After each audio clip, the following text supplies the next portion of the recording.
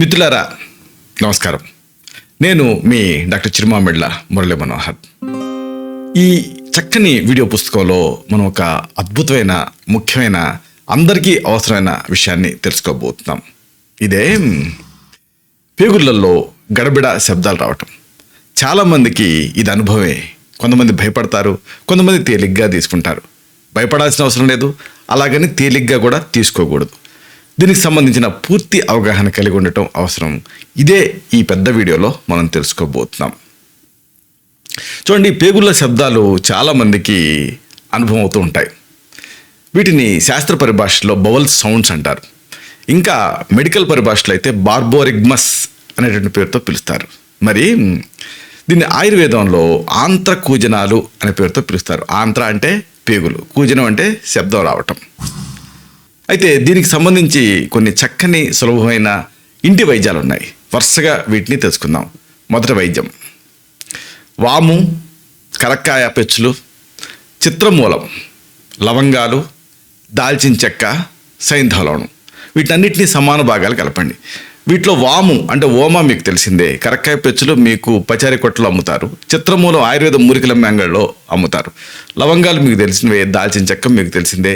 సైంధవలవణం కూడా ఆయుర్వేద మూలికల మ్యాంగళ్ళలో అమ్ముతారు. అన్నిటినీ సమాన భాగాలు కలిపి మెత్తగా పొడి చేసి ఉంచుకోండి. ఔషధం సిద్ధమైంది. దీన్ని పూటకి ఒక చెంచాడు మోతాదు చొప్పున రోజు 2 పూట్ల అంటే ఉదయం సాయంత్రం మంచి నీళ్ళకి కలిపి వాడుతూ ఉండాలి, అంటే తాగుతూ ఉండాలి. దీంతో ఆ పేగుల కదలికలు సక్రమంగా ఉంటాయి. వీటిలో వాము పొట్టలో చేరినటువంటి వాయువుని విలీనం చేసుకుంటుంది. కరక్కాయ కన్నతల్లి అంటారు. అనవసరమైనటువంటి స్రావాన్ని నిలవరింపజేస్తుంది. ఇక చిత్రమూలం, ఇది చాలా తీక్ష్ణమైనటువంటి పదార్థం. జఠరసాలను విడుదలయ్యేలా చేసి ఆకలిని ఇది పెంచుతుంది. ఇక లవంగాలు, దాల్చిన చెక్క, ఇవి స్టిమ్యులెంట్స్ అంటే గ్రంథుల్ని ఉద్దేపింపజేస్తాయి. ఇక సైంధవలవణం రుచిని పెంచుతుంది, అంటే రోచకంగా పనిచేస్తుంది. అలాగే దీపన, పాచన, ఛేదన కర్మలు కూడా దీనికి ఉన్నాయి, అంటే మల విసర్జన సజావుగా జరిగేలాగా ఇది చేస్తుంది. ఇక ఇలాంటిదే ఇంకొక అద్భుతమైన ఇంటి వైద్యం. సింపుల్. మీకు కావాల్సినవి శంఖభస్మం, సొంటి పొడి. శంఖభస్మం మీకు ఆయుర్వేద మందుల మ్యాంగళ్ళలో దొరుకుతుంది. సొంటి మీకు తెలిసిందే, శోధిస్తుందని సామెత. 2 సమాన భాగాలు కలిపి మెత్తగా నూరి పూటకి ఒక పావు చెంచాడు చొప్పున వేడి నీళ్ళ కలిపి తీసుకుంటూ ఉండాలి. శంఖభస్మం సహజమైన యాంటాసిడ్లా పనిచేస్తుంది. సొంటి పేగుల ఖండాలను సడలించి గ్యాస్ని విడుదలయ్యేలాగా చేస్తుంది. అయితే ఈ సమస్య మీకు పూర్తిగా తగ్గాలంటే దీనిపైన పరిపూర్ణమైన అవగాహన ఉండాలి, అంటే శాస్త్రీయ సమాచారం మీకు ఉండాలి. కాబట్టి వరుసగా ఈ పాయింట్స్ తెలుసుకుందాం. ముందు అసలు దీనికి సంబంధించి ప్రాథమిక సమాచారం. ఖాళీగా ఉండే పేగుళ్లలో ఆహారం కదిలేటప్పుడు శబ్దం అనేది పుడుతుంది. ఇది ఫిజియాలజీ కదా. ఇది నీళ్ల పైపులో ప్రయాణం చేసే నీటి శబ్దం లాగా ఉదర ప్రదేశంలో ప్రతిధ్వనిస్తుంది. ఒక్కోసారి బయటికి కూడా ఈ శబ్దాలు వినిపిస్తాయి. ఇలాంటి శబ్దాల్లో ఎక్కువ భాగం సేఫే, అంటే ఎలాంటి అపాయం వీటితో ఉండదు. జీర్ణ వ్యవస్థ పనిచేస్తుంది అన్న విషయాన్ని ఈ శబ్దాలు సూచిస్తాయి. వీటిని స్పష్టంగా వినాలనుకుంటే పొట్ట మీద స్టెతస్కోప్ నుంచి గమనించవచ్చు. కొంతమంది ఇదేమిటబ్బా అక్కడ గుండె ఉండదు కదా, స్టెత్ని వింటున్నారేమిటని అనుకుంటూ ఉంటారు. కానీ పొట్ట మీద స్టెత్ పెట్టి వింటూ ఉంటే అర్థం ఏంటంటే ఆ పేగుల శబ్దాలను వింటున్నాం అని అర్థం. ఇక ఇంకొక ముఖ్యమైన విషయం, ఒకసారి ఈ శబ్దాలు అనారోగ్యానికి సంబంధించిన కీలకమైన సమాచారాన్ని కూడా మనకి అందిస్తాయి. ఉదాహరణకు పేగుల శబ్దాలు పూర్తిగా వినిపించలేదనుకోండి, అప్పుడు పేగుల కదలిక ఆగిపోయిందని అర్థం. చాలా డేంజరస్ ఇది. పేగు గోడ పగిలిపోయినప్పుడు, దీన్ని ఛిద్రోదం అంటారు ఆయుర్వేదంలో, ఈ లక్షణం కనిపిస్తుంది. ఇక గ్యాసు, అంతర్గత స్రావాలు, పేగుల్లోపల ఉండే పదార్థాలు అన్నీ కలిసి ఆ లోపల మార్గాన్ని మూసివేసి పేగు గోడపైన ఒత్తిడిని కలిగించినప్పుడు కూడా ఇలాగా జరుగుతూ ఉంటుంది. ఇక ఈ పేగుల శబ్దాలు చాలా తక్కువ స్థాయిలో వినిపించే సందర్భాలు కూడా కొన్ని ఉంటాయి. శబ్దాల తీక్ష్ణత, అలాగే శబ్దాల స్థాయి, శబ్దాల క్రమం ఇలాంటివి బాగా తగ్గిపోయినప్పుడు పేగుల కదలిక నెమ్మదించింది అని అర్థం. సాధారణంగా మనం నిద్రపోయే టైంలో ఈలాగా ఆ పేగుల కదలిక బాగా తగ్గిపోతుంది. కొన్ని రకాల మందులు కూడా ఈ లక్షణానికి కారణం అవుతాయి. అలాగే పొట్ట మీద జరిగిన ఏదైనా శస్త్రచికిత్సలు అంటే సర్జరీల తర్వాత ఈ లక్షణం ప్రధానంగా కనిపిస్తుంది. అందుకే సర్జరీ అయిన 2వ రోజు 3వ రోజు సర్జను స్టెత్ తోటి బవల్ సౌండ్స్ ఎస్టాబ్లిష్ అయ్యాయా లేవా అని జాగ్రత్తగా గమనిస్తూ ఉంటాడు. మలబద్ధకంలో కూడా పేగుల శబ్దాలు తగ్గిపోవటం కానీ లేదా పూర్తిగా వినిపించకపోవటం కానీ జరగవచ్చు. పేగుల శబ్దాలు అసాధారణ రీతిలో ఎక్కువ స్థాయిలో వినిపించే సందర్భాలు సైతం కొన్ని ఉంటాయి. స్టెతస్కోప్ సహాయం లేకుండా కూడా వినగలిగే అంత స్థాయిలో ఈ పెద్ద శబ్దాలు వినిపిస్తూ ఉంటాయి. పేగుల కదలికలు అత్యధిక స్థాయిలో ఉన్నప్పుడు అప్పుడు ఈ లక్షణాన్ని మనం గమనించవచ్చు. సాధారణ మనుషులలో ఆహారం తిన్న వెంటనే సహజంగా ఈ పేగుల శబ్దాలు వినిపిస్తూ ఉంటాయి.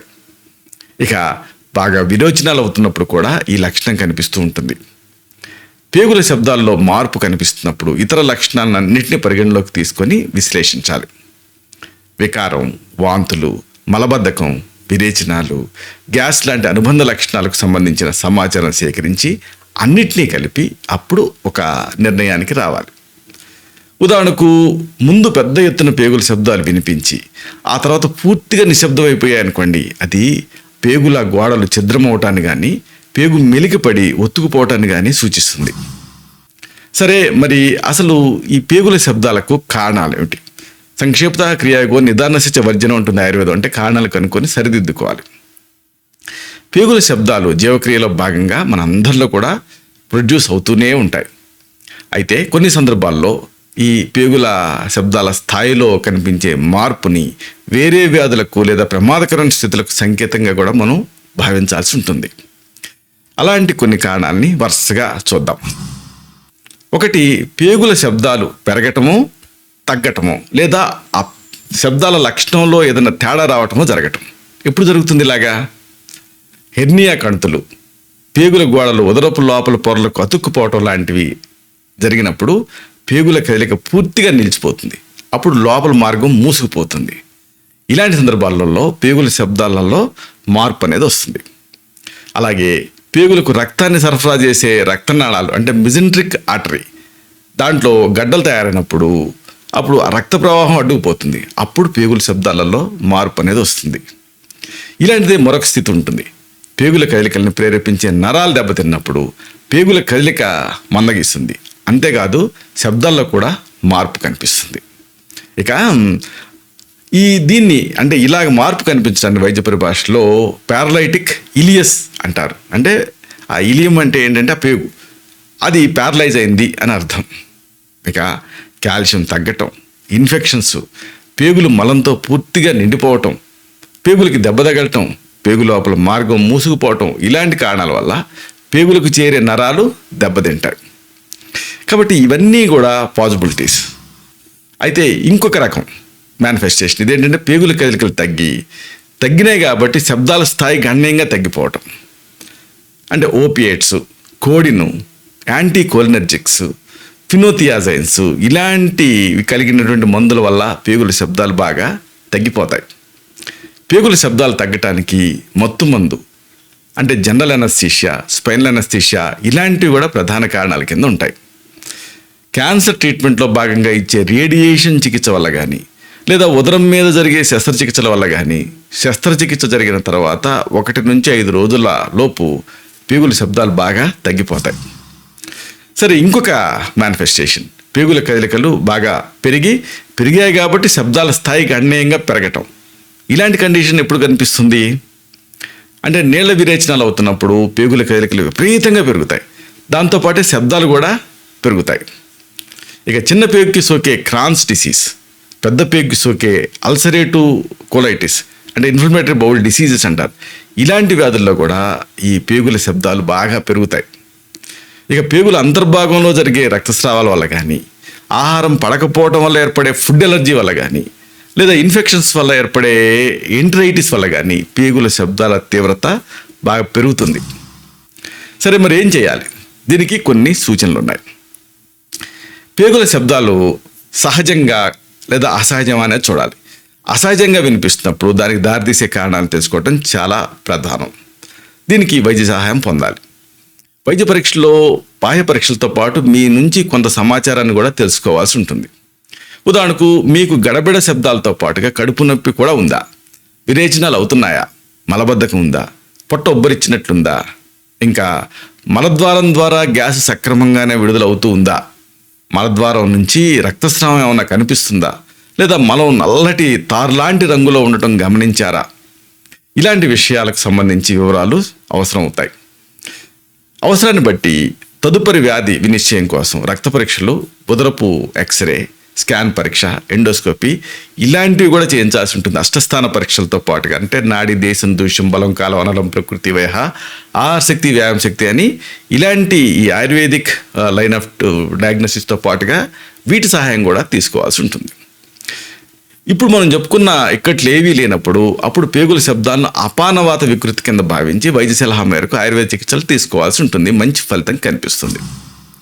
సరే, మరి దీనికి ఆయుర్వేద ఔషధాలు ఎలాంటివి ప్రిస్క్రైబ్ చేస్తాం? శివక్షార పాచన చూర్ణం. పాచనం అంటే డైజెషన్. అలాగే ఇంకొక ఫేమస్ మెడిసిన్ లవణ భాస్కర చూర్ణం.